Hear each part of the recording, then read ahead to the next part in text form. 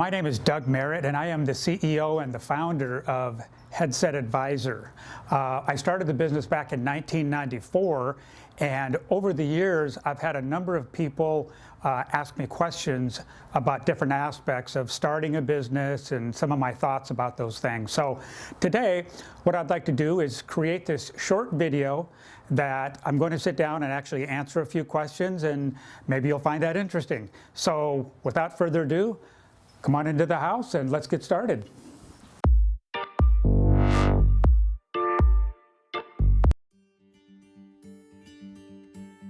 Why did I want to start a business? Looking back, I was probably a little bit out of my mind, but at that particular point in time, I was married with 3 young kids, and then thinking about pulling the plug on a 16-year career with a major corporation and then starting a business from ground zero. So looking back on that, probably was a little bit crazy, but I wasn't lacking in confidence in my ability to be able to communicate with people, sell, and do all those types of things. So really, the catalyst that really caused me to want to start a business in the first place was really just getting tired of working for a corporation with all of the politics that go along with that. So that was enhanced by having a manager at one point in time that was very, very challenging to work for. He was a micromanager, and I'm not used to being micromanaged, just never have needed that. So that really got me thinking very seriously about it, to the point that I ended up acting on it. Gave a 2-week notice, and the rest is history. Here I am.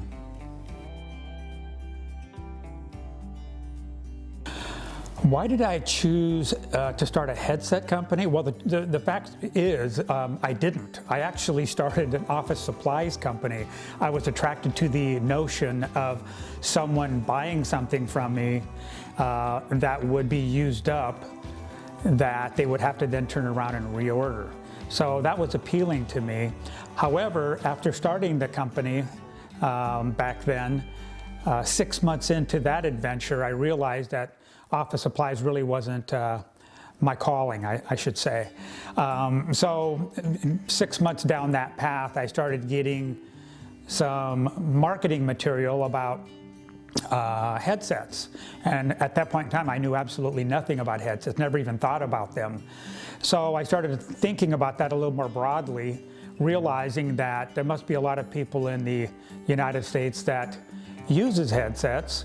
And that was something that actually started piquing my curiosity. So one thing led to another, and I started getting more interested in that. And before too long, I did a complete course correction and went full on with selling headsets, and left the office business or the office supplies business behind. And so that's a little story about that.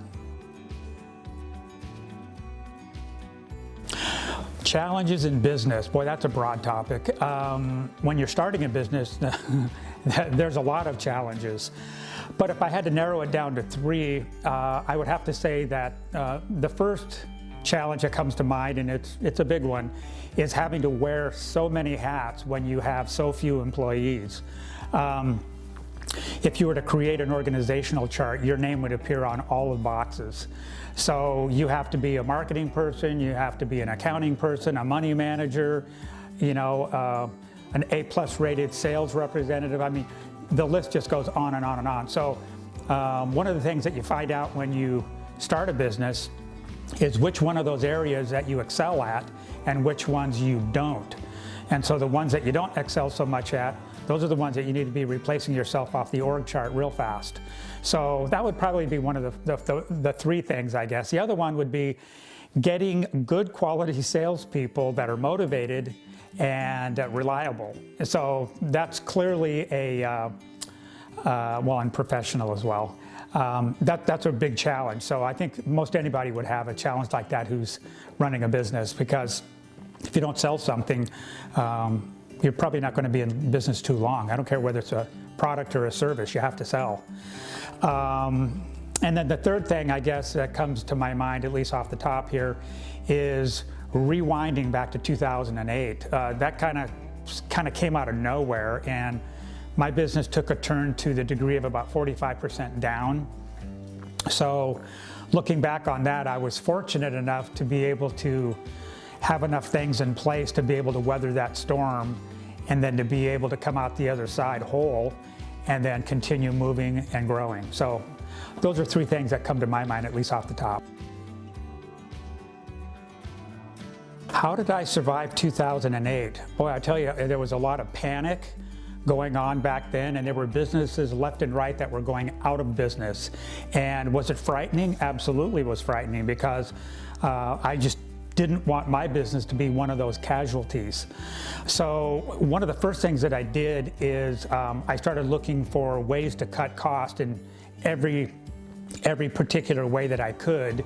So reducing costs was, really top of the list, and started getting lean and mean, so to speak. And then the second thing that we did is we really ramped up the outbound sales effort, because again, you're not going to have people reaching out to you so much when the economy is tanking. So we have to be more on the offensive at that time, and then that meant picking up the phone, calling people, sending out email blasts, anything and everything that we could do to just get in contact with people to try to find opportunities just to keep the business afloat. And that's exactly what we did. So scary, absolutely, but we managed to come out the other side, as I mentioned earlier, whole. Headset Advisor actually started in 1994, but under a different name. It was Merritt Communications, and I actually started the business back then in the very house that we're filming this. Actually, it's upstairs in my bedroom. So over the course of time, we graduated to larger facilities, and our business model at that time was face-to-face selling, face-to-face servicing, and even installing. So as you might imagine, you can only scale that so far unless you have an army of people to be able to back that up. Being a small business, we didn't have the resources to be able to do that. So as we moved along in time, my three boys were getting older, and one by one they all joined the company, and I did not twist their arm to be able to join the company. One by one they actually chose to do that on their own without any coercion. So what they did is that they brought some different skill sets that I don't have. Lord knows I tried hard back in the day to, get very familiarized with web development and pay-per-click advertising and the myriad of things that you could do to be able to get your business promoted online. But again, my skill set is more old school, and that is face-to-face, kind of grinded out selling. So when the boys came on board, that helped a lot to be able to redefine the business and point us in a brand new direction. So it just made sense to be able to blend the new with the old, and I'm here to say that it's working fantastic. And we do have the name of Headset Advisor these days. We changed the name of the company about a year and a half ago. And the name more closely represents what it is that we do, which is to provide excellent advice to people in business who need headsets.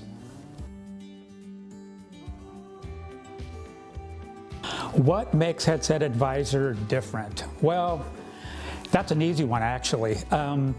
Anybody can sell a headset. You can find them in retail outlets, you can find them online, they're virtually everywhere.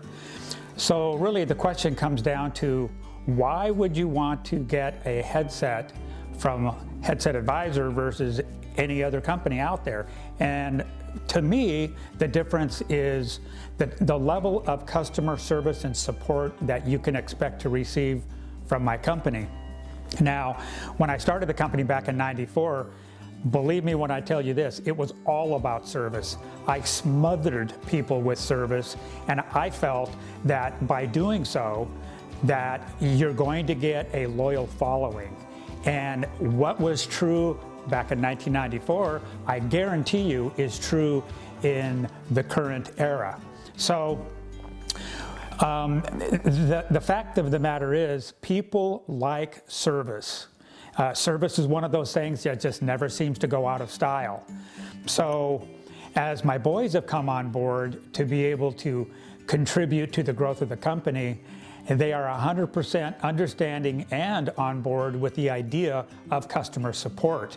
So yes, we have a blending of the old and the new, but at the same time, that high-level customer support and service is continuing, and it will never stop so long as I'm breathing air. So the first thing is the customer service. That makes us a little bit different.